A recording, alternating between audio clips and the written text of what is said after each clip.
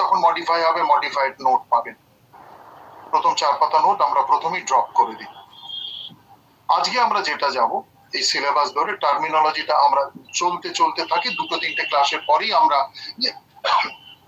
যখনই final student লিস্টটা ready হয়ে যায়, তবে এই ব্যাচে আমরা আর করব না, কারণ 6 জন বা 8 জন জোড় সংখ্যা হলে, 6 জন হলে 8 জন হলে আমরা ব্যাচ যে একদম 12 জন হবে 20 জন হবে এরকম না, এটা বোধহয় হয়ে যাচ্ছে।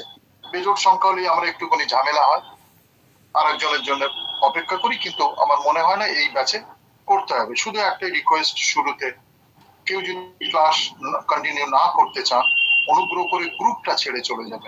এটা শিট দেওয়া, এটা হলে হয় কি প্র্যাকটিক্যাল ফিল্ডে কাজ করতে গেলে বা যদি সাইকোলজি নিয়ে নাড়াচাড়া করতে চান, মানুষকে বুঝতে চান, so it will provide you a very sound knowledge.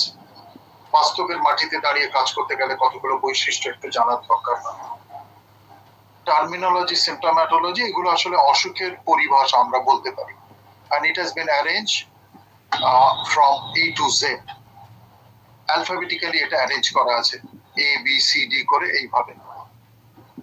Original নোটটা আপনারা প্রিন্টেড নোট পাবেন গুগল ক্লাসরুমে, আমি দিয়ে দেবো। নতুন গুগল ক্লাসরুম যারা ইতিমধ্যে ভর্তি হয়েছেন প্রত্যেকের কাছে আমি লিঙ্ক পাঠিয়ে দেবো, ইউ হ্যাভ টু ক্লিক।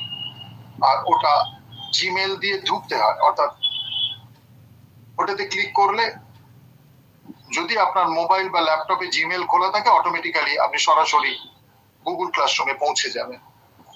আর যদি না হলে বলবে একটা জিমেল আপনি সাইন ইন করুন, সাইন আপ করুন, গুগল ক্লাসরুমে সমস্ত নোট যাবে। আমি যখনই আমরা নোট ড্রপ করব গুগল ক্লাসরুম আপনাকে নোটিফিকেশন পাঠাবে আপনার ইনবক্সে, বা আপনি সরাসরি যেখানে সাউথ ইস্টার্ন জোনের জিএম বসেছিল, এই জিএম বসেছিল, তারা হাই লেভেল একটা সাউথ ইস্টার্ন ডিভিশনের জিএম বসে আছে, তারা 5 থেকে 10 মিনিট বসে থেকে কি অনুষ্ঠানটা শুরু করে দিয়ে চলে যাবে।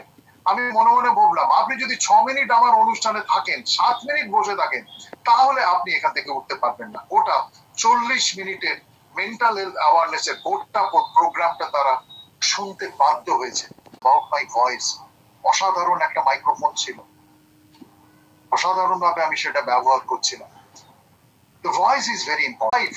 ভয়েস ইম্পর্টেন্ট, অব্যয় ব্যবহার করা যাবে না, নিজেকে ওপেনলি কথা বলতে হবে, যাকে কাউন্সিল করছো তাকে বেশি বলতে দিতে হবে, এবং